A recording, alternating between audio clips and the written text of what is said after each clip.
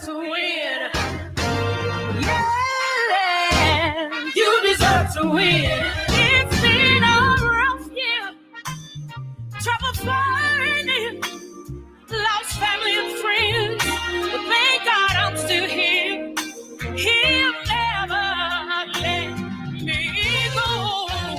Told me he's in control. Don't you give up. Oh, no. This will not be the end, my friend, my brother, my sister. God's about to blow your mind. Get ready for your win. Oh, yeah. There's so much in store, so much more than you are expecting. There's so much more. So much more in store than what you expected. Oh, I know. Yeah. It's all in his plan. Hey, I want to ask the question, do you know who you are?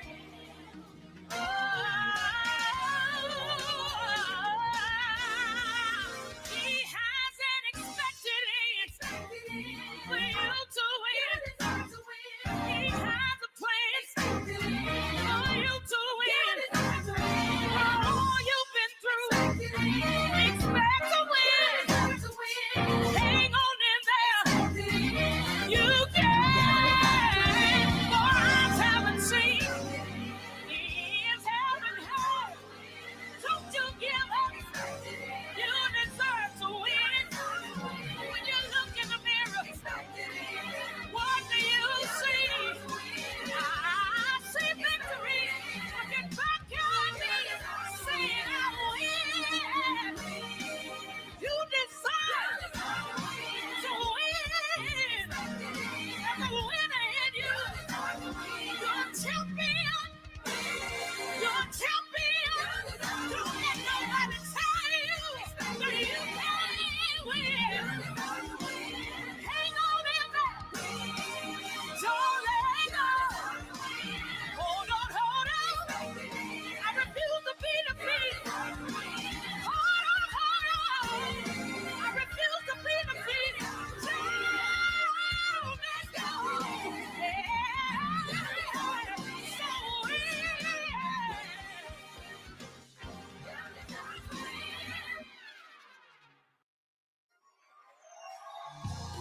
Welcome tonight for a night of worship and praise to the living Savior. Let God be praised, let His glory arise. Welcome tonight, Stephen Hurd.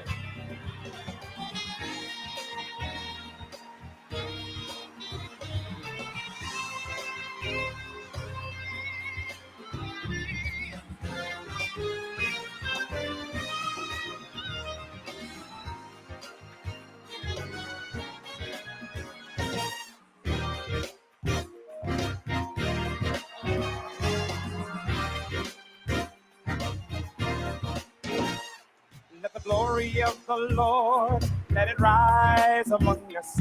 Let the glory of the Lord, let it rise among us. Let the praises of our King, let it rise among us. Let it rise. Everybody sing. Let the glory of the Lord, let it rise. We need the glory. Glory of the Lord, let it rise. Let the praises of the King, yeah. Let it rise among us, rise among us. Oh, oh, oh. This is where the community is connected. 980 AM WDDO. The views expressed on this program are not necessarily the views of the Glory 980 AM, the Glory Media Group, LLC, WDDO AM, its staff, management, or advertisers, but are the views and opinions of the participants of the broadcast. Macon and Middle Georgia. It's time for Village Talks with Tia and LJ. Join them live every Wednesday from 5:30 p.m. to 6:30 p.m. right here on the Glory 107.9 FM, 980 AM WDDO. Log on to the Glory 107.9 FM on Facebook or YouTube to become a part of the conversation. Let's go live into the studio for Village Talks with Tia and LJ. Is your child struggling with reading, writing, learning loss, and a culturally irrelevant curriculum? Do you want your child to be outstanding at reading and writing and also take pride in their culture? Then you want Reading Revolution Online. Reading Revolution Online is a web-based reading support program.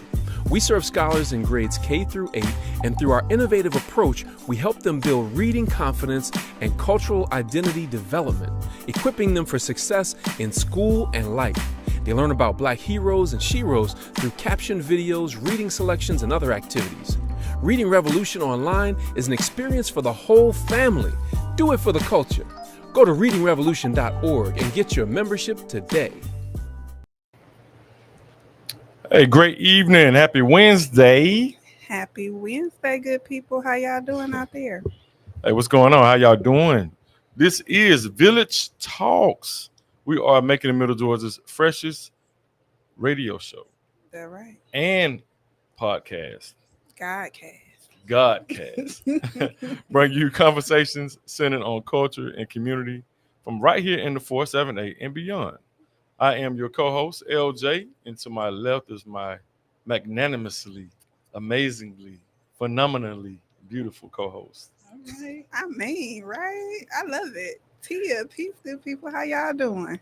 I hope y'all getting complimented like that out there. If not, we love y'all, my beautiful, intelligent, wonderful, magnificent people. That's right. Village family.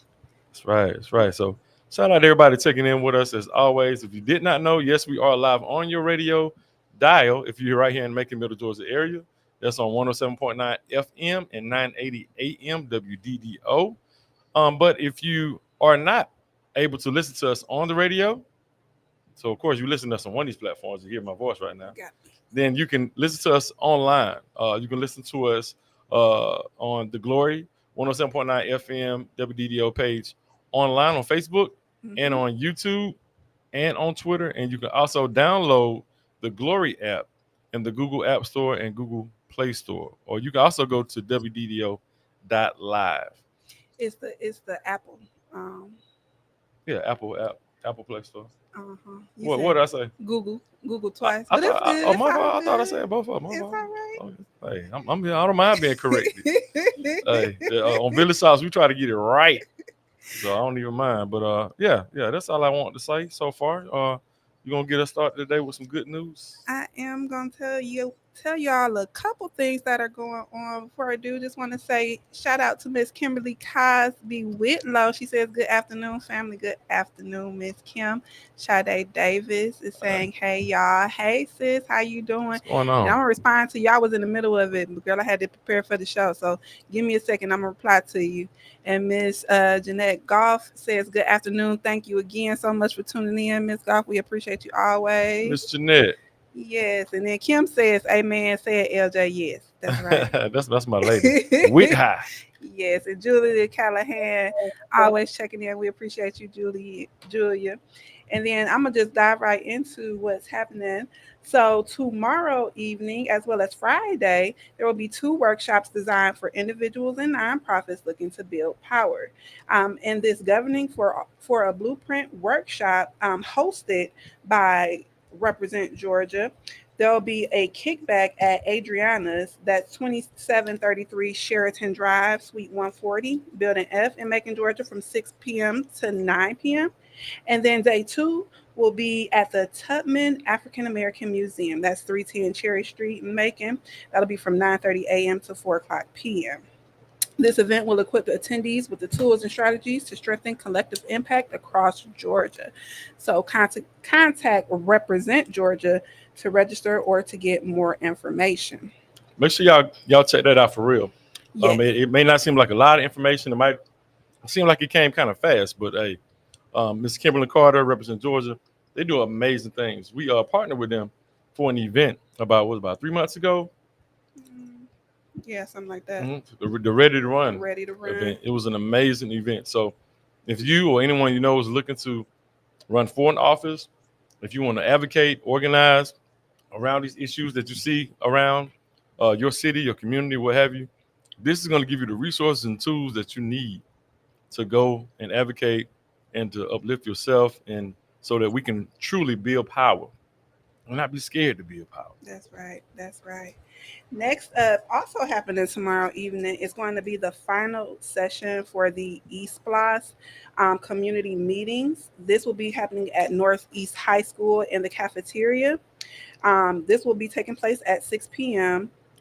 Community members are encouraged to attend and share their thoughts on the continuation of the Education Special Purpose Local Option Sales Tax, which is the ESPLOS, a 1% sales tax that helps improve our schools and directly benefits students and the community. So there's been a lot of talk around ESPLOS, a lot of people saying what is going to go for it, what is not going to go for it. But if you want to get firsthand primary information on what the ESPLOS is, what it is being utilized for, also to give your input on what you would like to see happen with the ESPLOS funds, please be sure, if you haven't attended the other 3 sessions, to attend the final session tomorrow. And again, that's at Northeast High School in the cafeteria.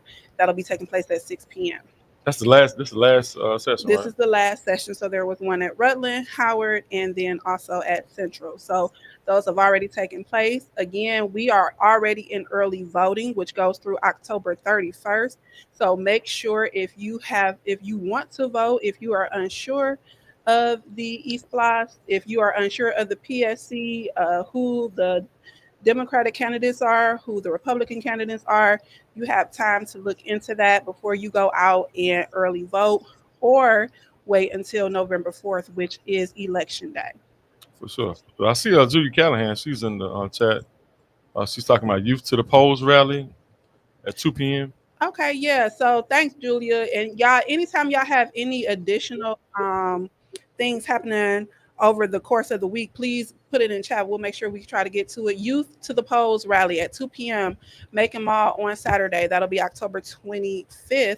We're getting the young people out to vote together, ages 18 to 45. So not only should you make a plan to go out and vote, this is going to get you actually active and engaged and actually to those polls. Next, we have the Treat the Streets Burdell Hunt cleanup. Join Community Schools United in partnership with Keep Making Bid Beautiful, also on Saturday, October 25th from 9 a.m. to 12 p.m. at Burdell Hunt Magnet School at 972 Fort Hill Street for the Treat the Streets cleanup. This fall community events will include trash pickup, Halloween treats, community pride, and lunch will be provided.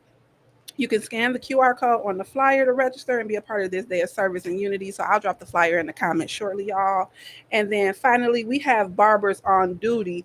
They're always doing big things. They have their Keeping It Fresh trunk or treat that'll be happening on Sunday, October 26th starting at 3 p.m. You can head to Barbers on Duty at 3872 Pinona Avenue for their Keeping It Fresh trunk or treat. There'll be haircuts, games, candy, food, and fun for all ages.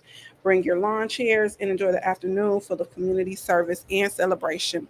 So that's what's happening in Macon, y'all. That's what I got. For sure. And since you just said Macon like that, normally we don't normally shout out our next show that much to the end, but we have a really good show next week too. So. Oh yeah, so Macon Middle Georgia, y'all. We are looking forward to having Mayor LaRonda Patrick as our featured guest on next week's episode. So they are also voting in Warner Robins. Absolutely. So we are looking forward to having her on to share her thoughts and her insights about her first term as mayor, and encouraging those to get out and vote. So y'all be looking out for that. Right. So not shout just out, Macon, but that's right, Warner Robins. So shout out to our Warner Robins listeners, because we are on the radio in Warner Robins, so you can get WDDO in Warner Robins as well. So shout out to all of our Warner Robins listeners and everyone out there in Houston County as well. Absolutely. So y'all, that's what I got for what's happening Macon Middle Georgia. For sure. And a big shout out to our special guest today. We're about to get into that conversation in about 5 or 10 minutes, but we we have Commissioner Donis Bryant. Donis, y'all. That is not Donise. We've been calling. And look, I apologize tremendously. And she's just such a sweetheart because she ain't never just said that's not how you pronounce my She name. know we country. She know we country down here. She know we country. So we gonna say Donise, That's but right. it's Donis. It is So Donis. so shout out to Bishop Scott.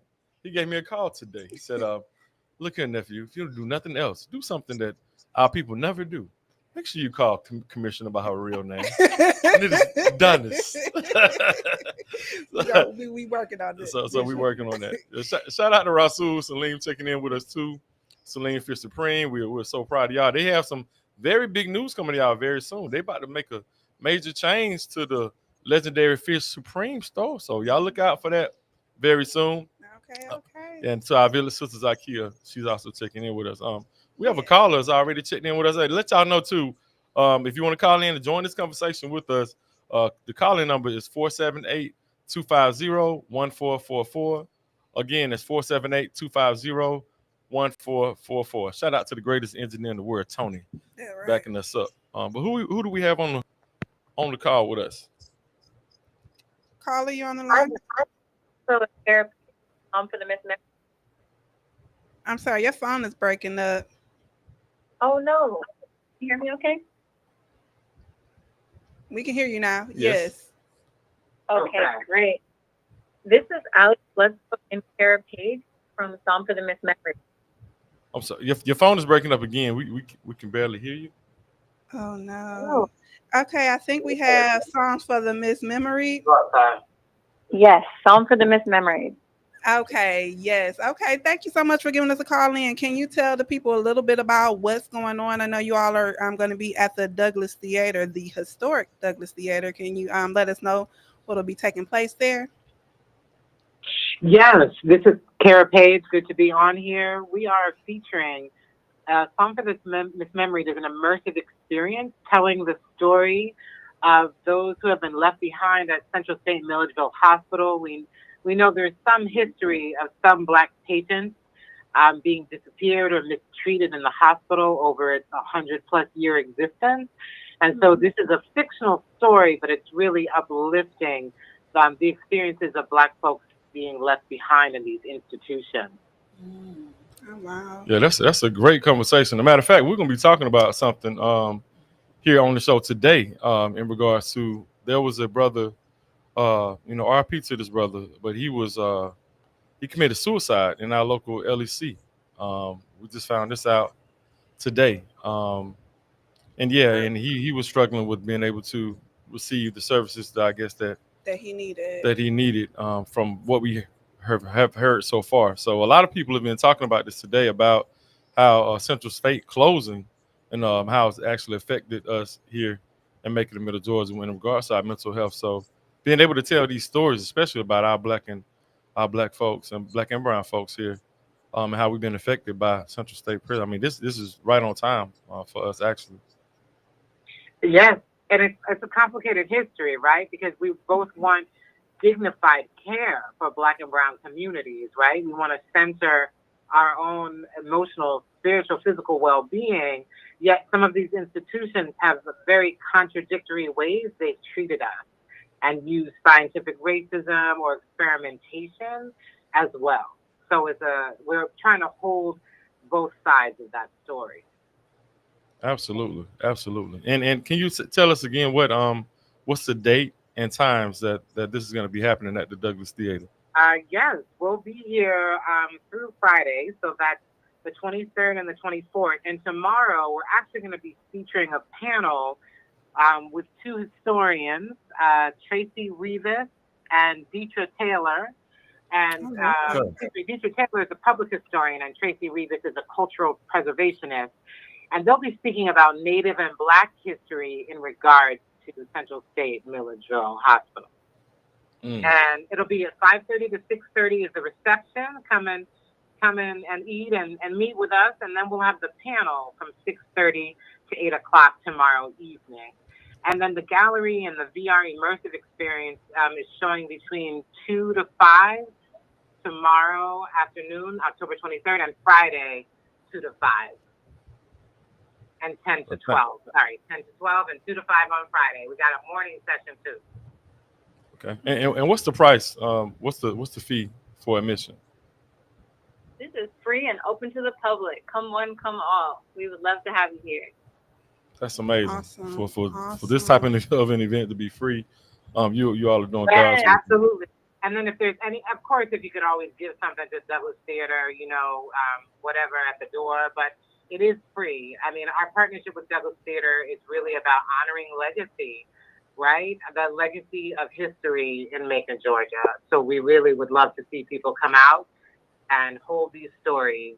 And speaking of local partners, we just want to give a shout out to Mr. Clarence Thomas Jr., who has been an incredible local partner and is the CEO and communications director over at Visionary Communications in Macon. So anyone who needs, media support, event support, we definitely recommend. Yeah, absolutely. Oh yeah, Mr. Clarence Thomas is amazing. Yeah, that's Yeah, that's big on right there. All right. Well, y'all heard it. I'll try to get all of these into the comment section, the flyer, so you all can register and everything like that. Is there anything you all wanted to leave our audience with before you all had to go? Yeah, just to keep doing this work, how to elevate and lift up these stories so that we can transcend the abuse and harms of these institutions and find ways to take care of our own. Absolutely. Well, we appreciate you both for joining us today.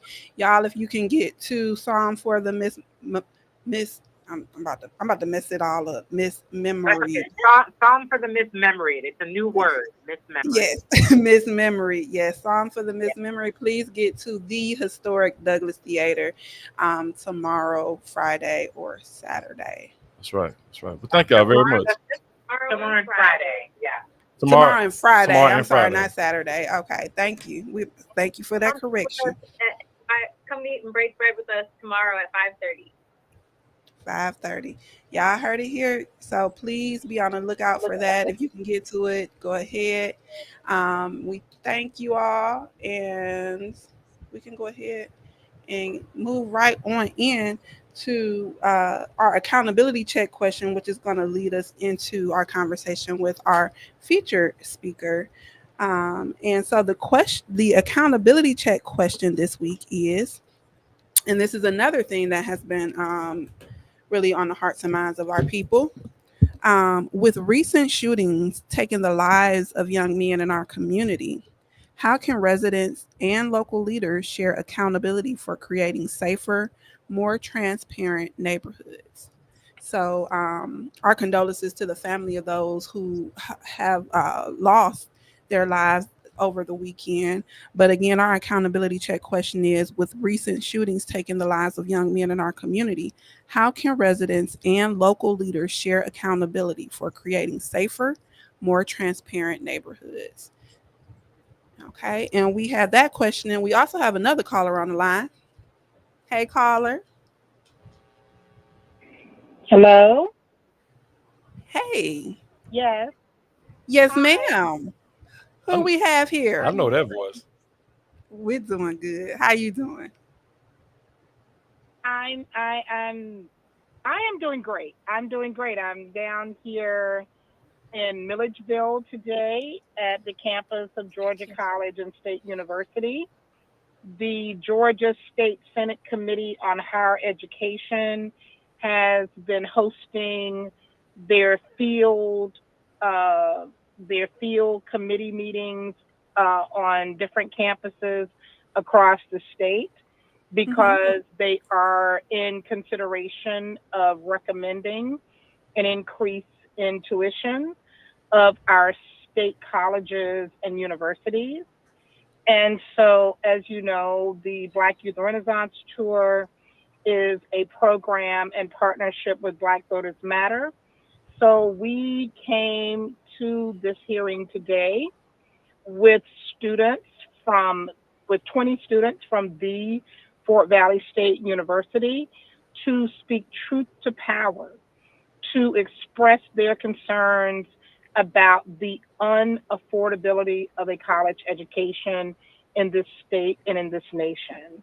And when I tell you that I am peacock proud and beaming like a million light bulbs in pride at how these students have conducted themselves, how they spoke truth to power, how they shared their personal stories.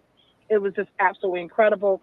It was so incredible that two of the state senators were actually wiping tears from their eyes, because oftentimes they only hear from lobbyists or grown folks. They oftentimes don't hear from the people who are most impacted by the policies and the decisions that they make. So I encourage it as much as possible. We love to take real people, everyday citizens and constituents, and very specifically Black youth, our young people, into these spaces to speak truth to power. That is the work that I'm doing in training with the young people. This is the work that Black Voters Matter is doing as well, in training these young people to be leaders and community organizers. Well, thank you so much for that, Big Sis Star. Yeah, that's powerful what you're doing, the work that you're doing. Yes, and tomorrow, real quick, before we get into our guest, Ms. Commissioner. Because I'm T-Card's auntie. Because I'm yes, you are. Absolutely. I ain't gonna say I'm no rich auntie now, but I'm just an auntie. You threw that in there now. You threw that rich part in there. You most definitely are wealthy. I'm not. I've been seeing these people on TikTok talking about they rich aunties. No, I'm just an auntie. But I just wanted to call in, first of all, to invite the community out to an old-fashioned kickback over at Adriana's right off Sheraton Drive. You guys have the address there. We're going to have Keith West and his amazing family there. If you get his fish right there, Holt Avenue, right under Central High School, Thursdays through Sundays. He's going to be there with his family doing fish. We got some people. The fish dock. That's the fish dock. You saying it all right. proper? That's the fish dock. That dock sauce. Then we got a DJ that's coming. I think maybe AD is going to be there. I can't. It's going to be DJing. I mean, this is a real kickback. We got Uno. We got Spades. We got Trouble. We got Jenga. The people who do Smoke One, Drink One, Chancellor Ridley, who is one of our event planners, they're going to be out there. If you want to come and try one of your favorite cigars with us. And it's just an old-fashioned kickback, because with everything that's going on in the world, we still have to have joy. And joy has to be intentional. And so we are creating this intentional, safe, and joyous space at Adriana's tomorrow from 6 to 9. Everything is free, and it's all love. Come out and dance with me. Come out and hang out with me. Then on Friday, we are a part of a national effort to help shape the Governing for All blueprint, which is a set of values and priorities that reflect what a just and inclusive democracy should look like. With all this craziness that's going on right now, please know it is going to come to an end. And when it ends, we have to be prepared with what has to be next, right? And so that is what this work and what this time at the Harriet Tubman Museum is going to be. We will be providing breakfast and lunch. It will be a full listening session. There will be nonprofit leaders there from across the state. There will be donors there. There will be other grassroots and grass top leaders there. And I am just inviting anyone in my community who has a passion about what is next after all this craziness, about what truly reimagining our future is going to look like, us dictating what our future is going to be, dictating what T-Car is going to come into, what kind of world she is going to come into. That's our work. That is our job, to do the work for the generations. And that is the work that we're going to be starting with this national effort that's going around the country. And I'm just so elated that they decided to come to our hometown to do it.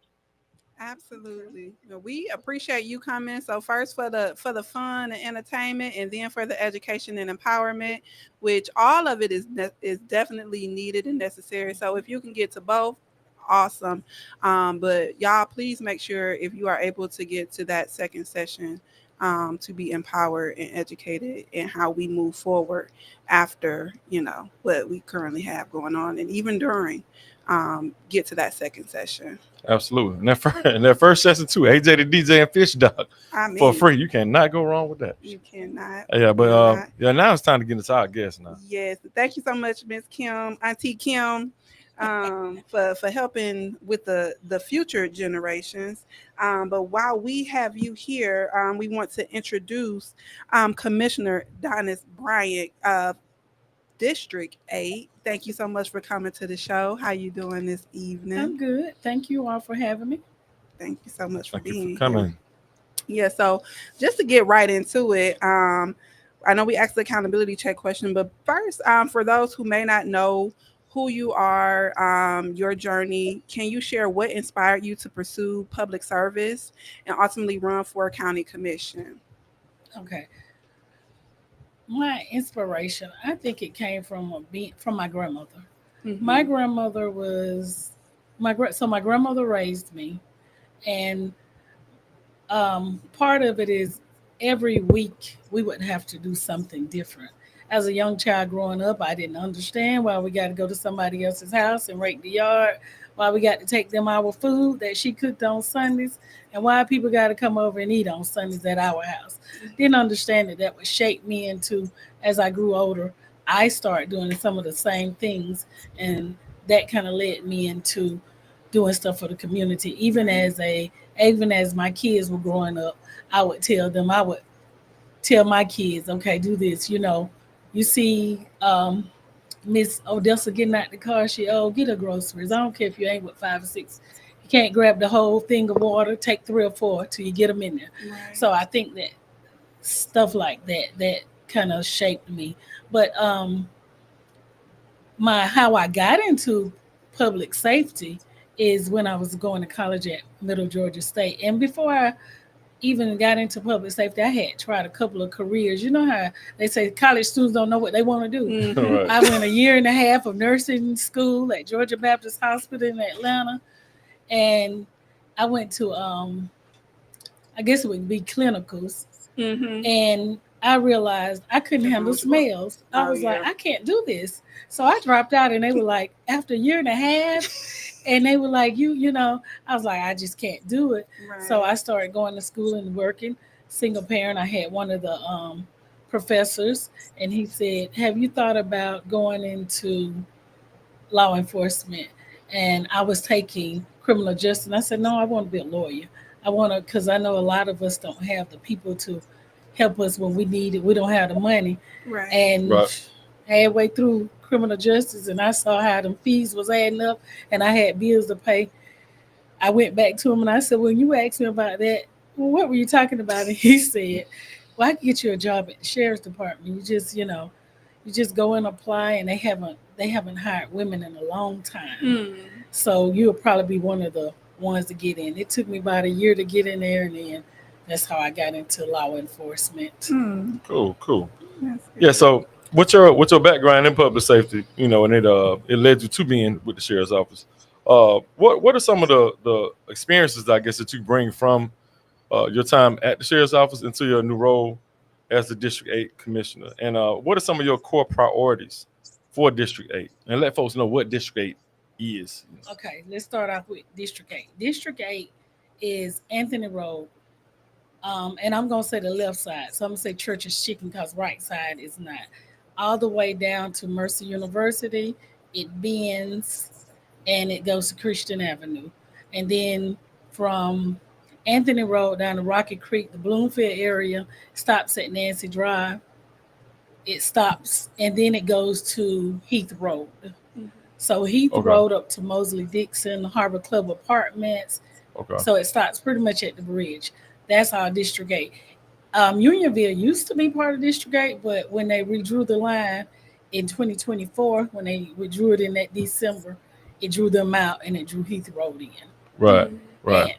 And so to answer your question about how law enforcement has shaped me into the role of the commissioner, I say decisions, being able to make decisions, to be ethical.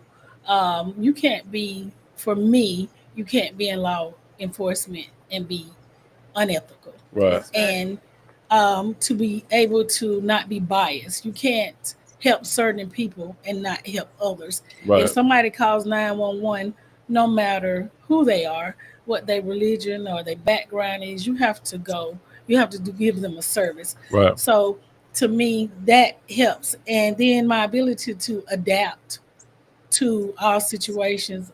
Working at the sheriff's office, you might be in patrol one day, you might be in the jail the next day. I learned not to unpack my desk. It was in a box because you have to be able to adapt to the people wherever you're going, whether it be to your coworkers or to the people that you're servicing, the citizens, the inmates.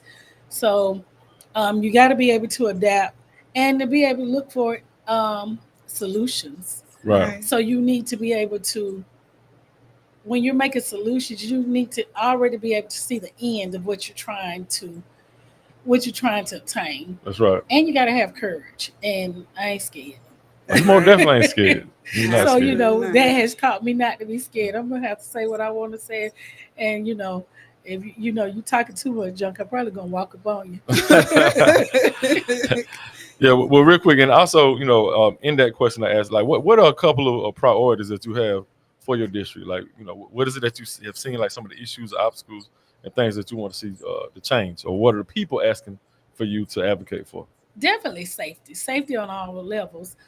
Safety as far as being in your own home, safety meaning public safety officers, safety even at the jail for the people that are in the jail that they may be there for a stint of a year or a couple of days, whatever. They need to be able to be safe.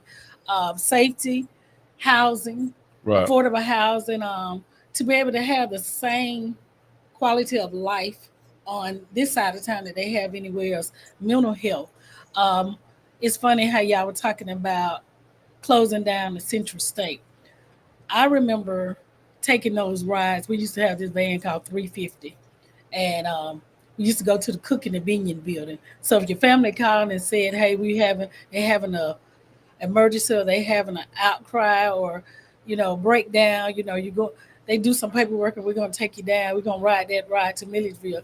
But I noticed that when they closed that building and people knew that they did not have to go there, a lot more people were not afraid, because a lot of people were afraid to go to Milledgeville. Right. Well, you say you're going to Milledgeville, and they kind of straighten up. They're like, nah, but there's nowhere to go. And when people realized that there was nowhere to go for families, I can't imagine, what they have to go through, because if that person is not coming back home to you, and that's probably, are you equipped to deal with it? And then law enforcement, we don't get, as a law enforcement officer, it's not a lot that we got.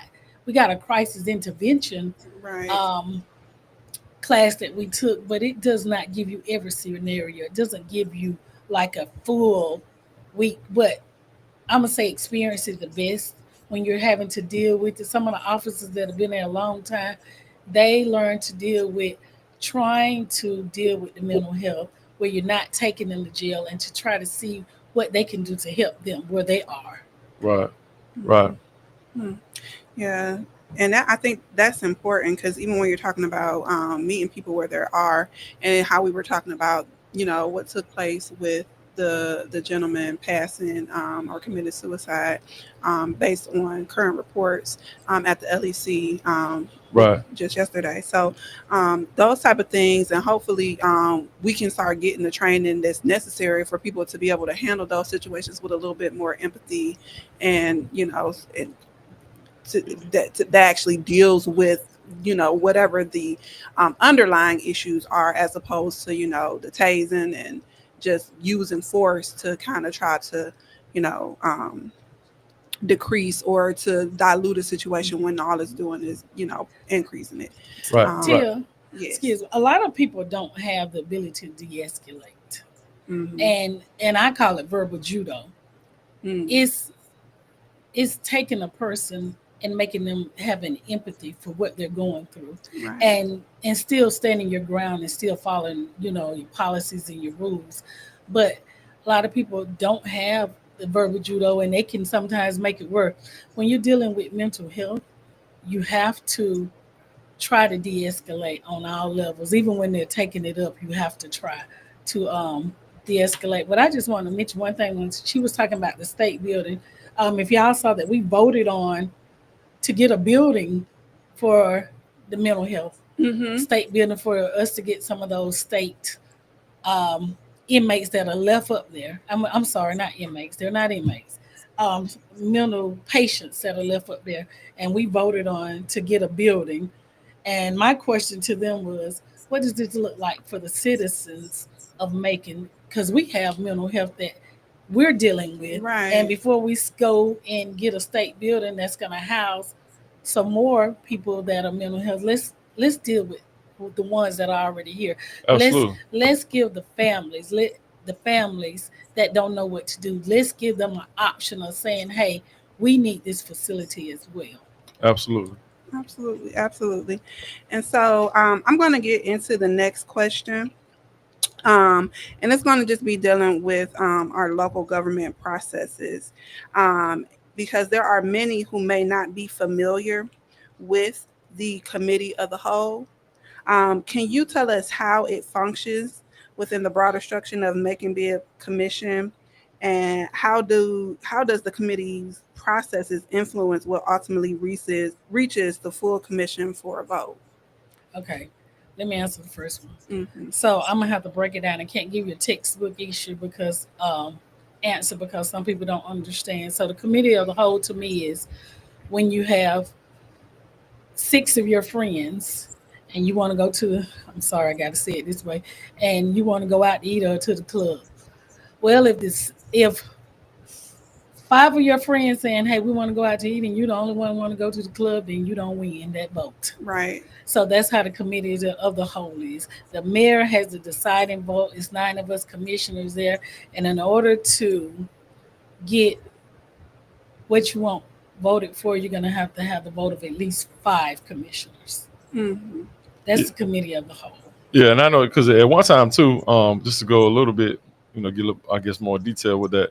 We used to have like a public safety committee. We had was it a committee on housing? There were different committees that we had, and then before you all as commissioners would go to City Hall and have the agenda that you all would vote on.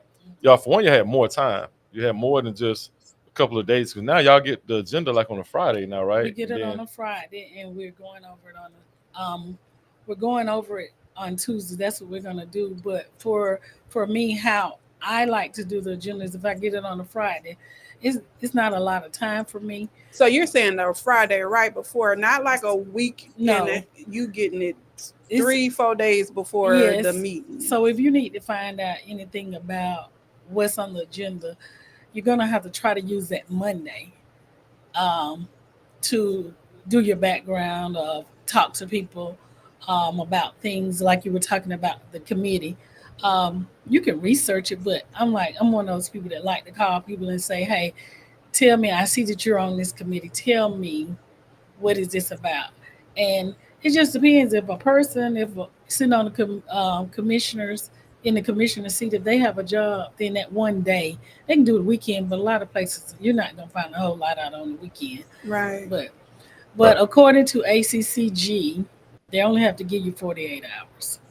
Okay, yeah, but I know it leaves us in a situation because there have been a few different issues that I've had problems with in regards to things that have been put on the agenda, and we found that the commissioners that you all really truly didn't have enough time to really see what was happening with those particular agenda items, and where like the language was worded in a particular way where it could be misleading, and you not really know what we know that happened last year where the mayor was pushing. He was behind the Daughters of the Confederacy, where they wanted to, erect a Confederate memorial plaque. It wasn't a Confederate statue, but it was a Confederate plaque about this guy named Charlie Benger, who they were trying to say was a Confederate soldier who comes, but they were wrong. He wasn't a Confederate soldier. He was a minstrel artist, and he actually was a slave. Once we, myself and Miss Brenda Williams and a few others did research, we found out through primary source military records that he actually was a slave, right? So then we had a group that protested against that. So then the mayor rescinded his decision. But before that, I know shout out to Commissioner Watkins at the time. You weren't there during the time. I was at the meeting. But you definitely was at the meeting. Mm-hmm. Yeah, but he said it, and originally he didn't see that. He didn't understand how it was being worded that's what was happening. Then once he saw it, a couple other commissioners saw it, then it's like, oh no, this we're not gonna back this. Once they saw what it was, then it got rescinded. And then I know even more recently, we just had the situation with Complete Streets Committee. And I know I talked to yourself and Stanley Stewart and even Commissioner Paul Brunson about this, as far as them taking away the Complete Streets Committee, which allowed the checks and balances with this road paving initiative, and then other instances with projects in regards to our infrastructure. But this $50 million in road paving that we're doing through SPLAST, making sure that the Complete Streets compliance is held when in regards to public safety and pedestrian safety. Then also making sure that there was equity with low income and moderate income neighborhoods in regards to being able to receive their, these services as far as the road was getting paid. So there was supposed to have been a biannual report that was going to be done. But now that's not going to be done anymore because the Complete Streets policy got taken away. But like you were saying, committee of the whole, even if you and a couple of them would have even voted, against it, I mean, more likely it still would have passed, right? It would have passed, but I would still like to have been on record saying what the committee did for us, because I asked questions. I asked questions, but I don't think I know enough yet, being my first year, to ask them in to get clarification. I need to start saying, let's be clear, because I'll get an answer and I'll say, okay, so now they're on record as giving me an answer to that question. Right. But now I know I have to go deeper into the questions that I'm looking to answer for. But you got to be allowed to go deeper too now. Right. And that gonna shut you down. That even goes into the fact that you're only getting Friday, Saturday, Sunday, Monday, because there can be instances where you can talk to your constituents in your district, people who might be able to provide some insight and some information on, that could help you to make a more informed decision. So I think that is definitely important for people to understand how that committee of the whole works. Right. And I want to ask this question because I feel like it might be a little bit in line. We have Edwards James, that's head Heal the Hood. He is asking, it's kind of a two-parter. He says, how do we find out what our commissioner is doing for our district? For instance, like what money is allotted for a district and where it's going. Okay. So people think that we as a commissioners get money allocated to our district. That's not how it is. I know one year all the commissioners got $30,000. Virgil Watkins left that, and Keep Making Beautiful just got that grant to help with District 8 cleanups. But it's not where we get money, we do a budget and say this is what we need in our district. It's where if we want something, and I'm just going to say, like, if I want sidewalks, I have to put it on the agenda and they have to vote for it, or I have to go to the mayor and say this is what I want. So we don't have just so money unless he allocates something. The money that comes in, everything goes through the government. Everything goes, and we're the ones that voting on. This is where we're trying to put the money, and we're voting yes or no. I just like to add, Tia, that this year, being a commissioner, for the first year commissioners, we have to take core classes. And I'm glad that, I took them, because that's where you learn what you can and cannot do.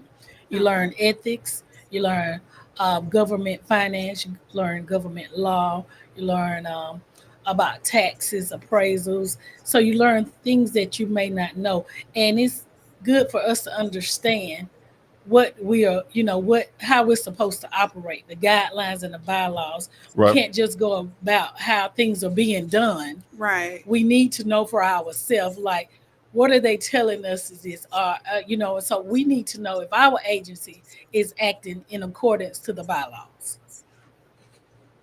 Absolutely. I didn't answer a question. I can't even remember the question somebody asked. It was the last question.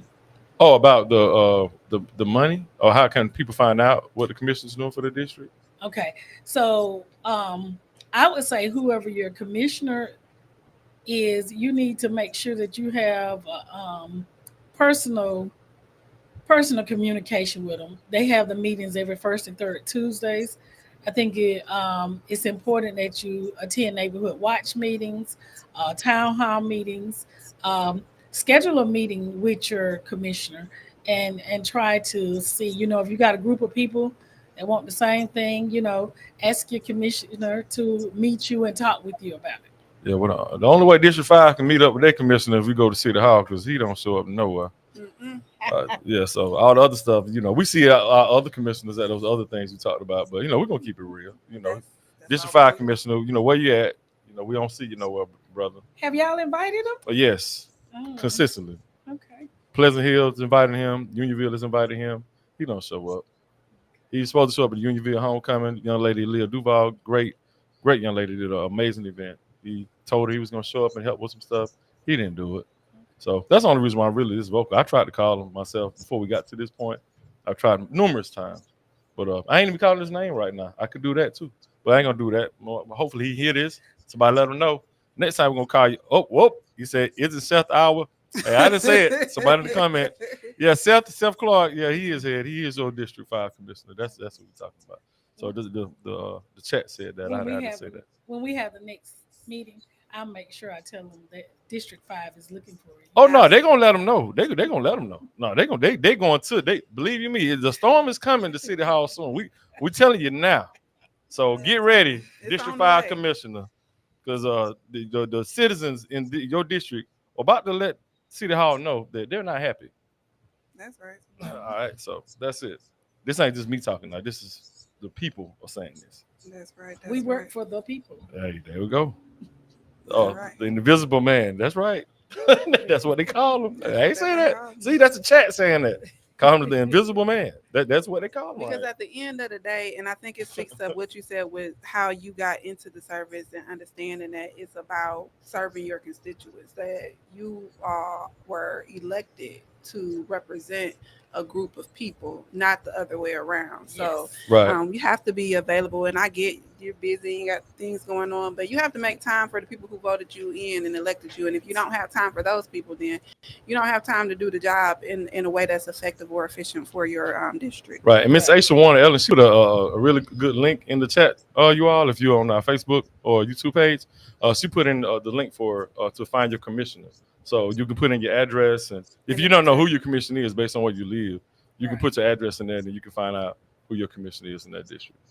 All right. And real quick, I know we had a couple of things we really want to discuss. We know that you all sometimes get put in executive session. What does that mean? Like when y'all leave the city hall and y'all go back in the back and y'all go into executive session and stuff be happening back there, y'all had these conversations. What be happening back there, and what is that? Or what can you tell us of that process? So executive sessions are supposed to be for land acquisitions that they're trying to acquire. And they may not want the people to know so that people won't go ahead of them. It's supposed to be about employees that they may be trying to get rid of. And it may be about lawsuits that that involve somebody that maybe work for Macon County government. That's supposed to be with the executive sessions, and whatever we talk about in executive sessions is not privileged to the public. Mm-hmm. So the decisions that are made back there, once we talk about it, it's supposed to be done with it, and then we come out and we vote on it. So why y'all be going back there so much? It's a lot of stuff. Y'all always going back there, and we ain't supposed to know what y'all be doing back there.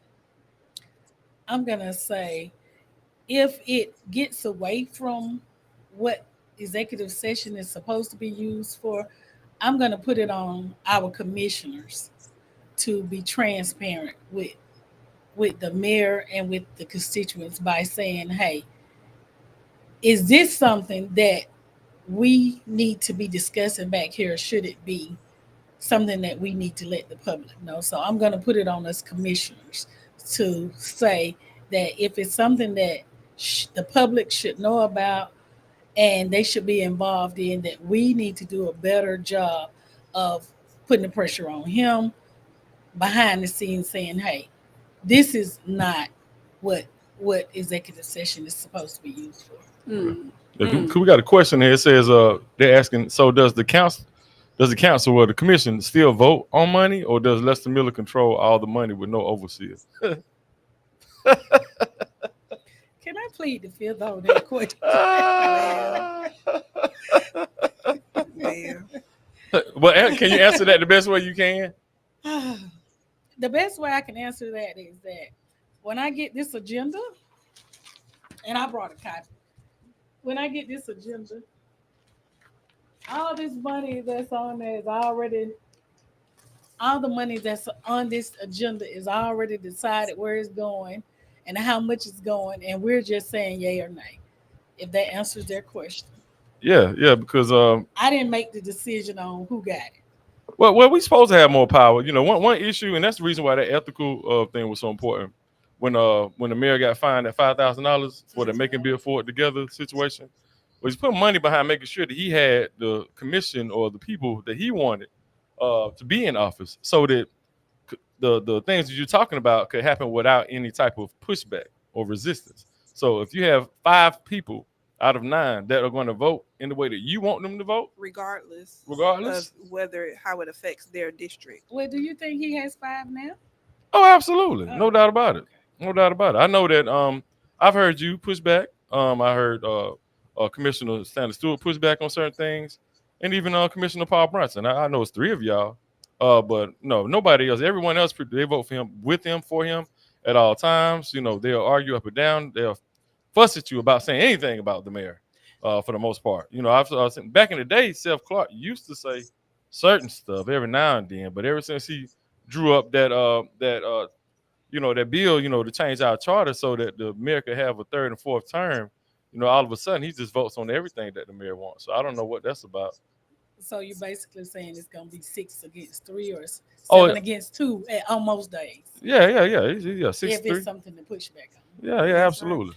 That's right. And that's why it's important, y'all, to know your boundaries of your district, to understand that what once may have been your district, who may have been your commissioner, is no longer your commissioner. So thank you again to Ms. Aisha Ellen for dropping that link, because it is so important for you to know who is representing you, so you can know who you need to speak with in regards to whatever is happening in your community, because those are the people who are speaking on your behalf.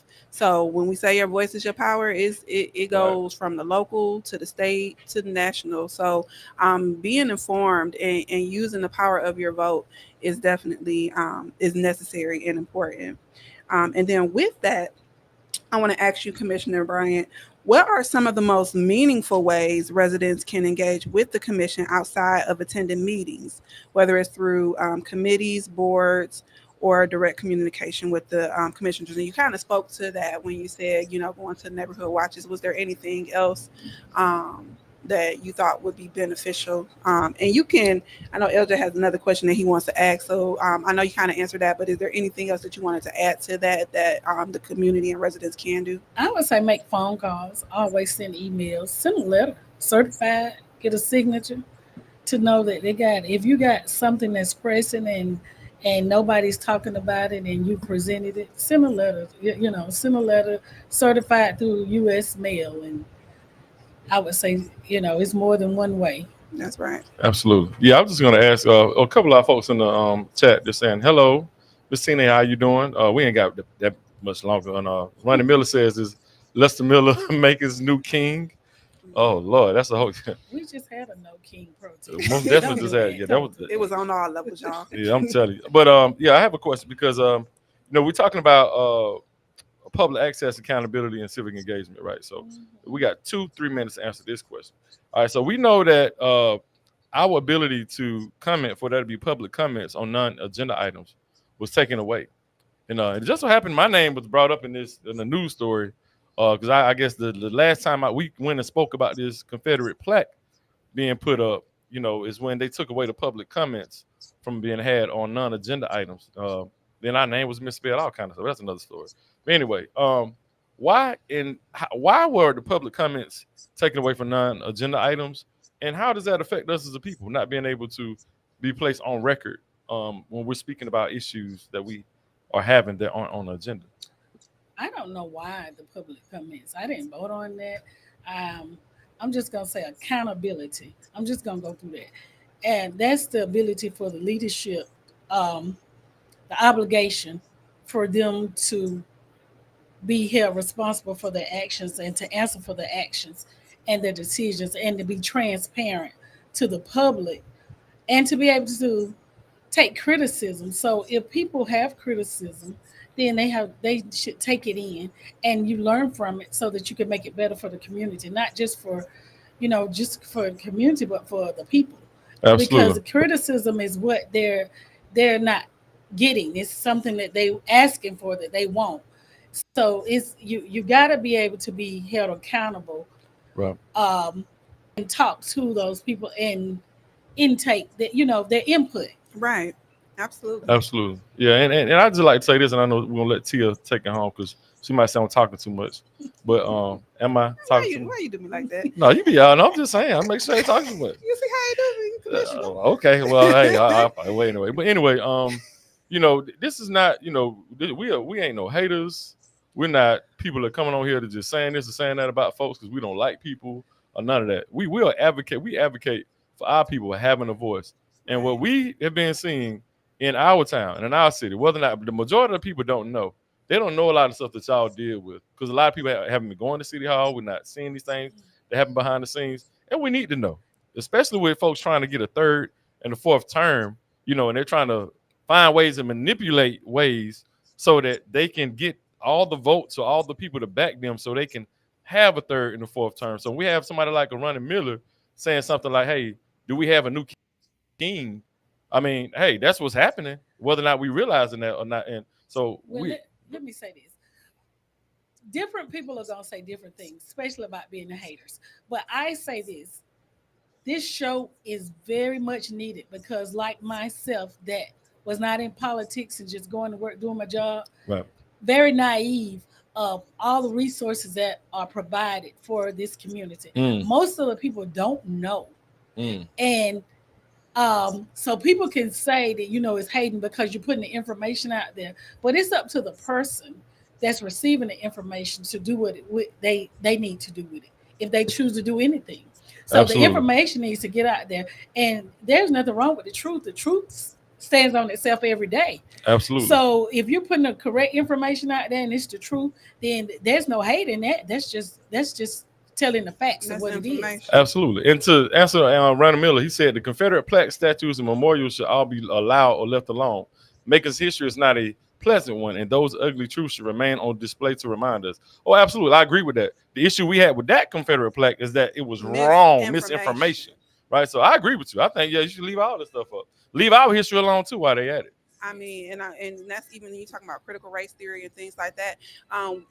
It's one thing to have a presence of history and a proper understanding of it, but that's where things are getting lost in translation because there is a revisionist history that is being told when it comes to certain things, and that's the thing that we have to keep in mind. So while we can keep things like Confederate statues and monuments, we also need to keep the true history of what happened during those times and make sure our children and just us as adults know the real history and are not being fed mis and disinformation and are making sure we're educating ourselves. Absolutely. And Commissioner Donis Bryan, we appreciate you so much. She's always on here with us too, y'all. So she's going to continue to be on the show with us, in the chat and on the phone calls. We're going to have her back on the show very soon. But we appreciate all the work you're doing for us, and we greatly got much love for you. Don't forget our You've been listening to Village Talks with Tia and LJ. Join them live every Wednesday from 5:30 p.m. to 6:30 p.m. right here on the Glory 107.9 FM, 980 AM, WDDO. The views expressed on this program are not necessarily the views of the Glory 980 AM, the Glory Media Group, LLC, WDDO AM, its staff, management, or advertisers, but are the views and opinions of the participants of the broadcast. Connecting the community. Connecting the community.